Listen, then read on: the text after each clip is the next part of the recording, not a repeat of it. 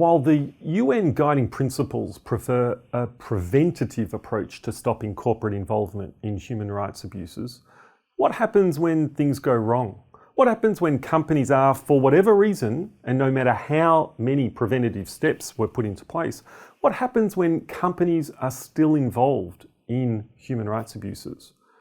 What then? How are victims to seek remedy, and how are companies to be held accountable? There are judicial mechanisms, legal pathways that are available and have been used in the past both to provide compensation and justice to the victims of corporate human rights abuses and to hold companies that perpetrate or are involved in human rights abuses accountable. One of the most high-profile ways deployed to try and hold companies accountable for their involvement in human rights abuses is through courts of law. Around the world, perhaps the highest profile forum in which companies were sued in courts for human rights abuses is in American courts, in the American legal system, under an obscure but far-reaching centuries-old law called the Alien Tort Statute. The Alien Tort Statute allows foreigners, non-Americans, to launch legal action in an American court against a non-American company for violations of law of nations, which is old fogey speak for international law, including human rights law.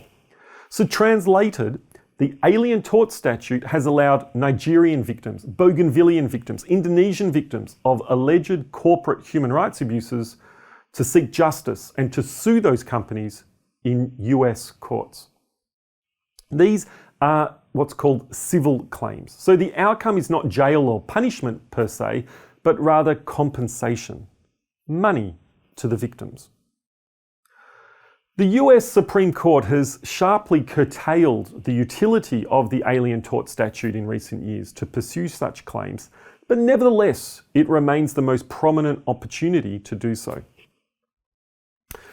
Another judicial mechanism of holding companies accountable for their human rights abuses is through criminal prosecution. Unlike a civil compensation claim, criminal prosecution can result in jail time, fines, or even the winding up of a company. Corporate criminal prosecution for human rights abuses is something that could happen and has happened in national courts, like Australian courts. For example, the heads of a Swedish oil company are currently being prosecuted for war crimes. Not just any crimes, you heard me, war crimes. They are being pursued by Swedish prosecutors in Swedish courts. Companies could also be criminally prosecuted at the International Criminal Court in The Hague in the Netherlands. Although I feel compelled to point out that in the 2-decade history of that court, not one prosecution against a company or corporate leader has taken place yet. Whether or not pursuing corporate actors through the courts for human rights abuses is an efficient or an effective use of resources, well, you be the judge. Pardon the pun. Moreover, another question, do legal mechanisms adequately provide justice to victims of corporate human rights abuses? What could be improved in these processes?